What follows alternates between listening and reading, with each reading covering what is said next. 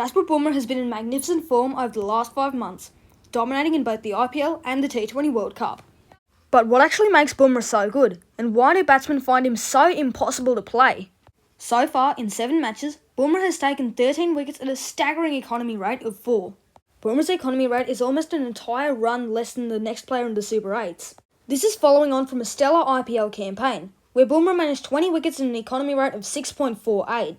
And whilst these numbers don't sound as impressive as his World Cup numbers, it does need to be noted that IPL 2024 was the highest scoring T20 league ever. And he's not just dominating white ball cricket, taking 19 wickets at an average of 16 during the India-England Test series, which do note that it's extremely hard bowling pace in Indian conditions. Bumrah's red ball prowess is underlined by his bowling average of just 20 in Test cricket. I think one of the hallmarks of Bumrah's game is his skill set. Bumrah is able to execute a Yorker, bouncer or zippy good length ball, all at 140 km an hour. He's also got a great slow ball to add to that. Not to mention his masterful reverse swing which absolutely castled Ben Stokes. But before we go any further, please make sure you leave a like and subscribe. But another thing is how consistently he executes all of this, regularly landing them to inch-perfect perfection.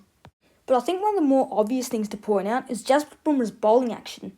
Bumrah comes off an extremely short bowling run-up and stutters through his entire run-up, only until the last few steps. It makes batsmen expect a nice, easy 120 km/h ball, only to be hurried up by a massive 140 km/h ball. But whilst the speed gun indicates that Bumrah bowls 140 km an hour, it's actually a bit faster than that, and there's a couple of subtle reasons why. Many batsmen have reported that Bumrah's bowling action is hard to pick up. These batsmen are among the best in the world, such as Joe Root. His action also causes variable bounce, with some balls hitting the splice of the bat and some skidding onto the top of the stumps. Something a little bit more subtle though is Bumrah's release point. Bumrah bowls from 34 cm in front of the popping crease. We see bowlers all the time striving to get their front foot close to the popping crease, but Bumrah gets his arms in front of the popping crease, although sometimes they don't overstep by accident. Bowling from 34 cm in front of the popping crease, it results in giving the batsman less reaction time, making 140 km/h actually feel more like 150. As good as Bumrah's bowling action is, it's also tormented him with endless injuries. But I think another reason for Bumrah's recent success is the way that the BCCI has managed him lately. The BCCI has not only given him ample rest, but also given him enough matches just to keep him warm for the big events. They haven't gotten too greedy, resting him for the 4th test against England earlier this year.